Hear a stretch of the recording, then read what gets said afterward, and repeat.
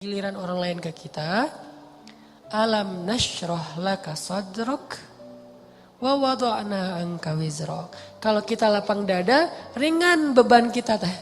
Kenapa kadang-kadang punggung kita ini di sini tuh pundak kita rasanya kayak keras gitu kan ya. Kebanyakan pikiran. Pas kita dipijat, kenapa nih keras banget? Stres. Kenapa kok bisa stres? Dadanya sempit. Orang yang dadanya sempit, satu kesalahan orang aja udah bikin dia nyesek. Tapi kalau dadanya lapang, kesalahan-kesalahan orang itu gak bikin dia nyesek karena masih lapang. Kayak sebuah ruangan sempit, ditaruh satu barang udah sesek. Tapi kalau ruangannya luas, ditaruh banyak barang juga masih lapang, gor gitu. Naruh lemari beberapa masih lapang. Tapi kalau kamar mandi, taruh lemari satu udah gak bisa ngapa-ngapain kan ya. Jadilah syarhus sadar. Berlapang dada dengan kesalahan orang lain kepada kita. Sehingga kita gak gampang nyesek. Kita gak gampang stres. Kita gak gampang nyimpen. Gak gampang sakit punggung kita. Kayak gitu Allah bilang. Alam nasyrah laka sadrak. Kalau udah lapang dada. Wa wada'na anka wizrak. Kami turunkan beban-beban kamu. Alladzi anqadha dhahrak. Yang memberatkan punggungmu. Caranya gimana? Fa inna ma'al usri yusra, inna ma'al usri yusra, fa idza faraghta fansab, wa ila rabbika farghab. Itu kan ajaran supaya syarhus sadar. Pasti ada kebaikan di sini, pasti ada kebaikan di sini. Minta aja sama Allah, minta tolong kepada Allah, maafkanlah dia. Supaya kita enggak angqadallah, enggak memberatkan punggung, enggak jadi berat sendiri gitu. Jadi stres sendiri, jadi kayak terbeban sendiri. Ini kalau orang kepada kita. Kayak misalnya cara lapang dada itu kayak husnuzon salah satu yang paling penting. Oh pasti bukan saya maksudnya. Kadang-kadang kan kita suka baper sendiri ya. Ada yang ngomong apa chat di grup. Kita ngerasa kayak di spam gitu. Wah ini gua banget nih yang diomongin. Padahal enggak. Bukankah kita sering dengerin khutbah atau ceramah seseorang ustadz itu. Kayak ustadz itu kenal kita banget. Kok ustadz itu jadi tahu masalah saya sih? Enggak, dia enggak tahu masalah kita. Allah yang menuntun lisannya karena pengen menasihati kita lewat dia. Tapi dia enggak tahu, jadi jangan kegeeran, jangan baper sendiri. Wah ustaz ini pasti ngomongin saya nih. Enggak, ustaznya juga enggak tahu masalah kita. Karena ada beberapa kasus yang saya pernah kayak gitu, saya lagi ngomongin apa, terus tiba-tiba ada jemaah yang kayak tersinggung. Wah ustaz ngomongin saya nih di depan umum, siapa juga orang saya enggak kenal orangnya. Kenapa kok persis? Saya juga sering kayak gitu kan udah 2 tahun ini kan saya gak khutbah Jumat nih. Kenapa gak khutbah Jumat? Salah satu alasannya saya pengen Jumat itu privasi waktu buat anak laki-laki saya. Karena dia sekarang udah 3 tahun, saya kasih jatah pokoknya Jumatan harus di Cihanjuang bareng Yahya. Karena saya pengen dampingin dia ke masjid hari Jumat.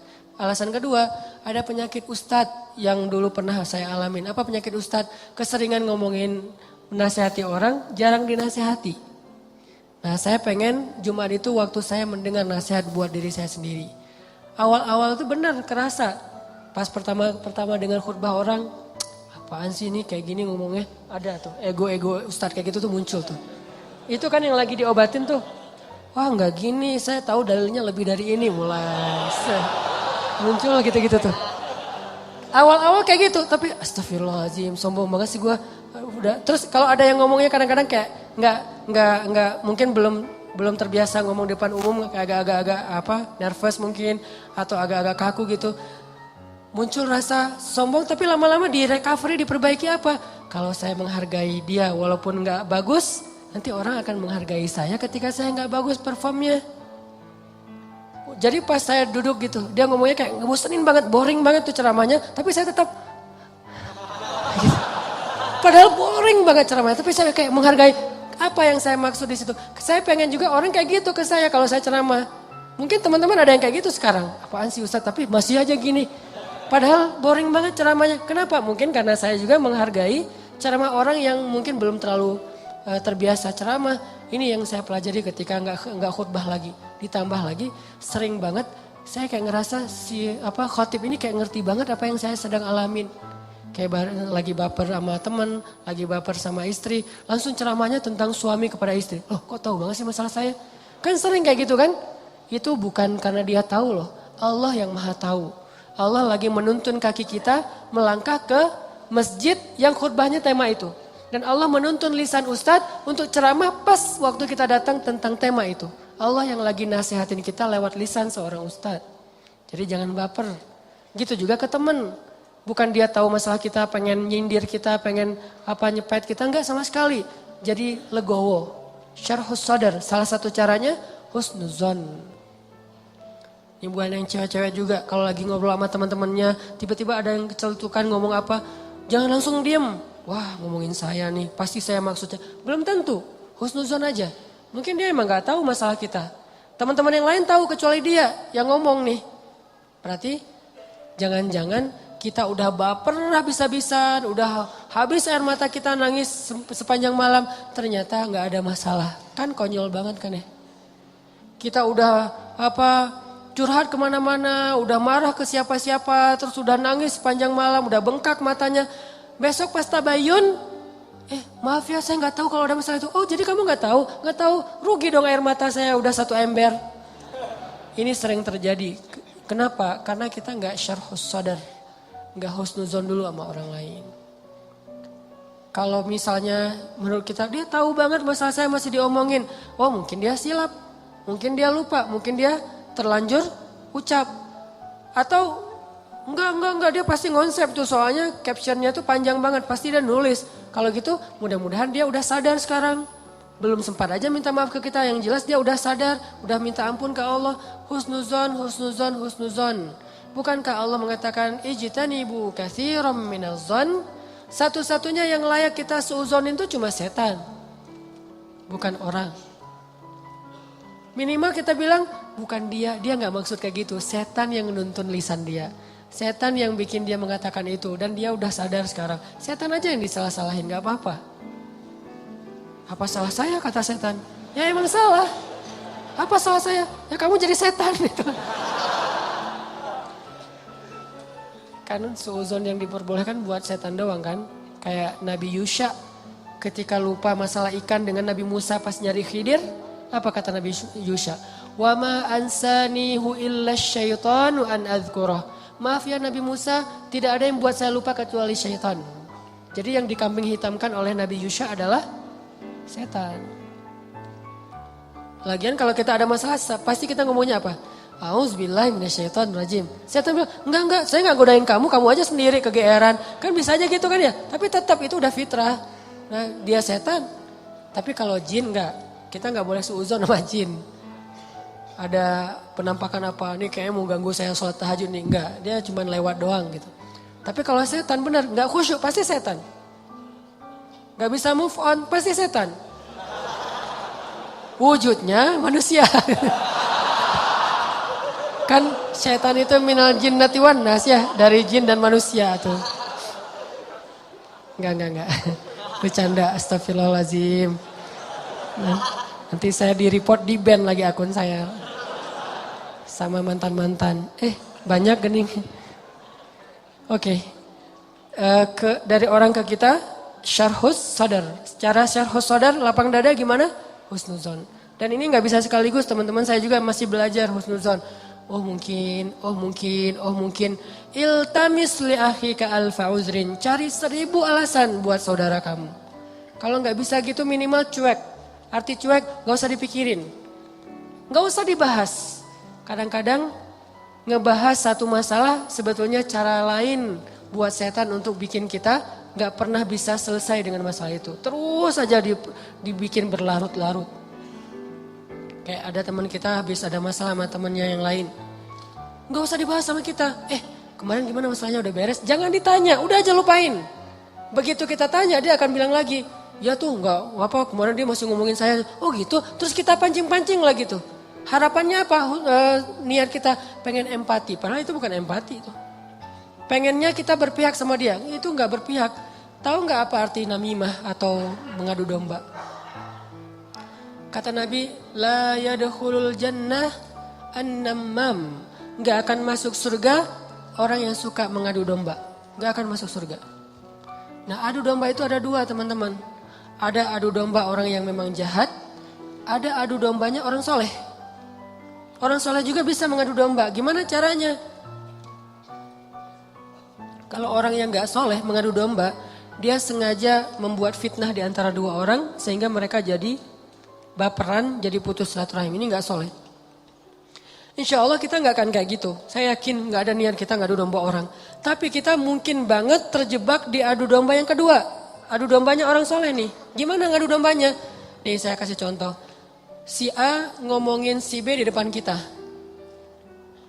Tapi gak sampai kan ke si B. Kita yang dengar, si B gak dengar. Misalnya kayak dia lagi ngejapri kita, yo dia gini. Kita kan yang tahu. Terus kita capture, kita forward ke si B. Ini aku bukan mau manas-manasin ya.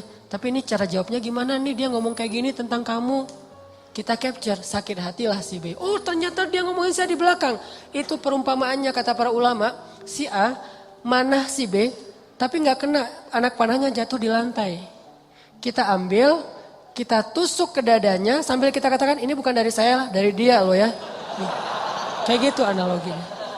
Itu namimahnya orang soleh. Adu dombanya orang soleh. Jadi kita nggak niat memfitnah. Kita niat pengen menyampaikan kebenaran, kita lagi empati, pengen tabayun. Gak usah tabayun kepada korban, tabayunnya kepada pelaku. Apa bukti kamu ngomong kayak gitu? Gitu, nanya ke pelaku. Jangan, bener gak yang dia omongin? Jangan, salah nih. Konsep tabayun itu bukan kepada korban yang dibicarain, kepada yang ngebicarain. Jadi kayak ada teman kita yang ngomong hal-hal yang gak benar, tanyanya balik ke dia. Apa bukti kamu ngomong kayak gitu? Kalau benar, gak usah disampaikan. Kita kebalik, dia ngomongin kamu kayak gini, bener gak? Nah, ini konsep tabayun yang akhirnya bukan tabayun jadinya, namimah. Udah jatuh tuh anak panah di lantai, kita ambil, kita tusuk. Ini bukan dari saya ya, dari dia. Dia terus ketusuk, makasih ya kamu udah nyampain anak panah ini ke saya. Dia emang gak bener nih orangnya. Padahal yang nusuk bukan dia loh, orang ini nih. Kan kita kadang-kadang kayak jadi akrab gitu dengan orang yang sering ngebukain sebuah masalah ke kita kan. Walaupun bikin kita bete, kita anggap dia kayak setia banget, berpihak banget sama kita, empati banget. Enggak, ini salah. Enggak kayak gini caranya. Harusnya kita bilang, kalau kamu tahu itu gak nyaman buat saya, jangan disampaikan. Gitu harusnya. Tapi dia ngomongin kamu, biarin aja dia ngomongin. Yang penting kan saya gak dengar, sehingga saya gak sakit hati ke dia. Mudah-mudahan Allah maafin dia, kan selesai. Justru gara-gara kamu sampaikan ke saya jadi sakit hati ke dia. Allah gak maafin dia, Allah gak maafin saya nih. Putus silaturahim kita berdua. Kamu nih pelakunya nih. Kok jadi saya sih? Ya kamu. Oh rame perang segitiga. Kan ini yang terjadi kan selama ini. Ini lebih realistis menurut saya daripada namimah yang memang niatnya jelek buat saya sih. Saya husnuzon sama kita semuanya. Gak ada lah niat kita jelek pengen memfitnah orang, gak. Tapi seringnya kita terjebak tanpa kita sadari. Justru karena kejujuran kita, karena keakraban kita dengan teman kita. Jadi kita ngebuka hal-hal yang dia gak perlu dengar. Itu sering banget kayak gitu. Saya juga kadang kayak gitu. Misalnya ada yang bicara apa tentang istri saya nggak suka tuh. Dia bicarain istri saya gini misalnya depan temennya ngasih tahu ke saya. Terus saya kan jadi sakit hati sama orang itu ya. Saya juga ngasih tahu ke istri. Istri saya lebih sakit hati lagi sama dia. Ini salah, dia salah, saya salah. Harusnya saya diem aja. Papa udah tahu kan masalah ini, kenapa nggak kasih tahu ke mama?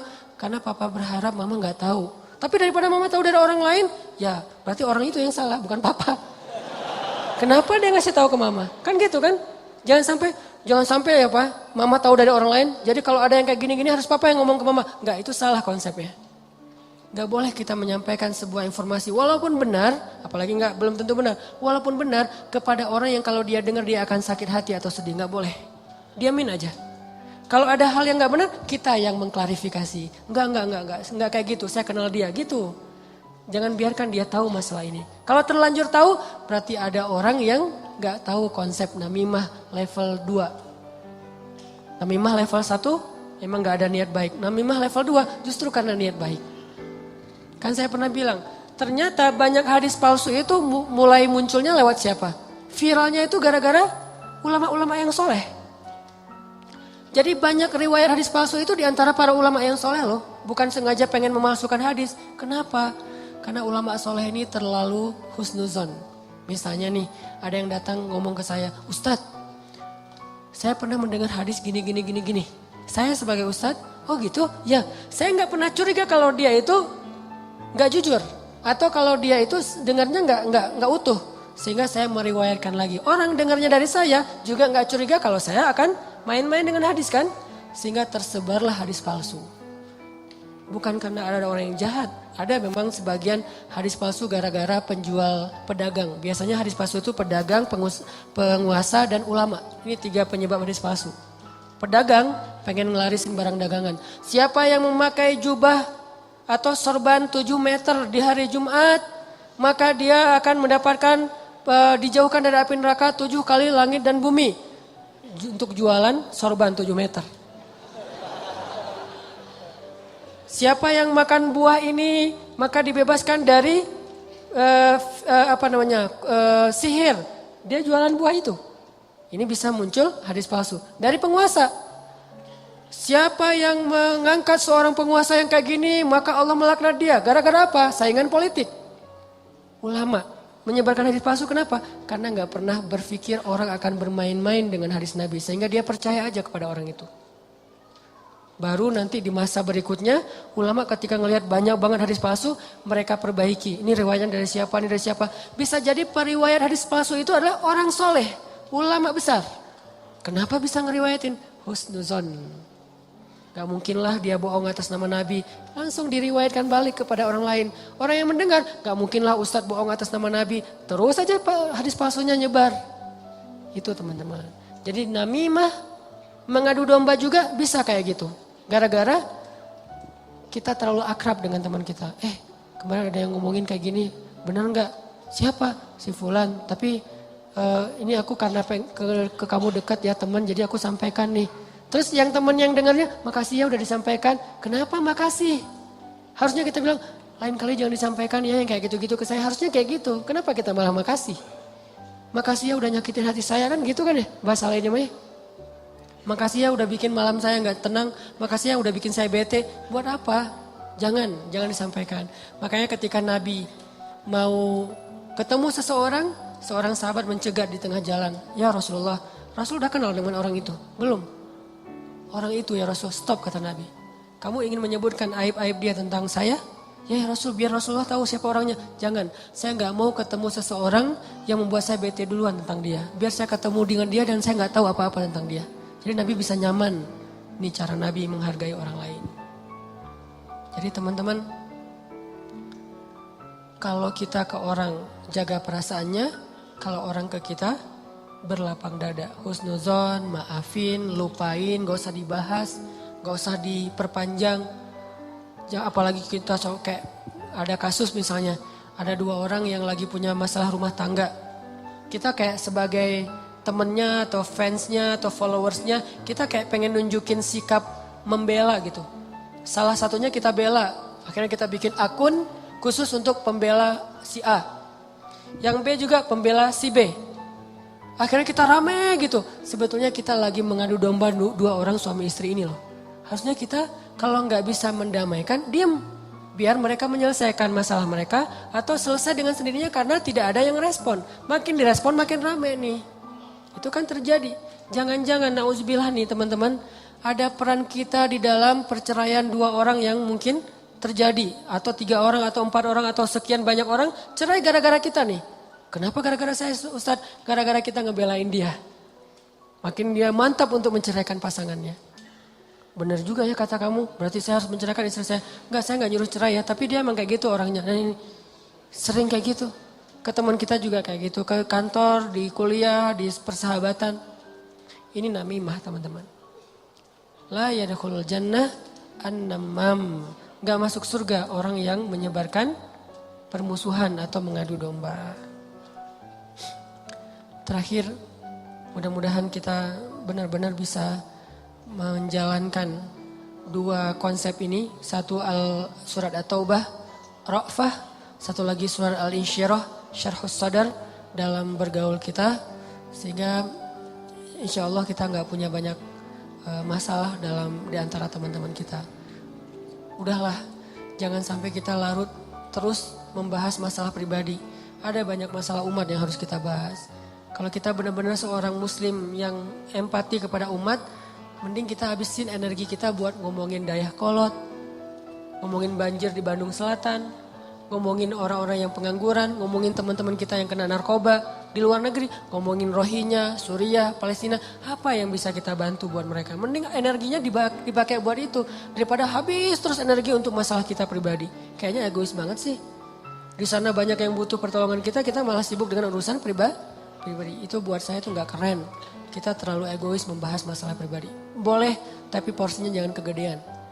30% aja, 70%-nya untuk umat. Saya juga punya masalah keluarga, semua orang punya masalah keluarga, tapi saya nggak mau berlarut-larut. 30% aja, sisanya kalau saya ketemu sama teman, pasti yang dibahas masalah kemaslahatan umat. Mudah-mudahan ini bermanfaat, mohon maaf kalau ada salah kata. Dan semoga Allah memberi ilham dan taufik dalam hati kita untuk menjalankan apa yang sudah kita dengar, bukan hanya jadi wawasan, bukan hanya jadi teori, bukan hanya jadi sekedar wacana, tapi memperbaiki perilaku dan akhlak kita.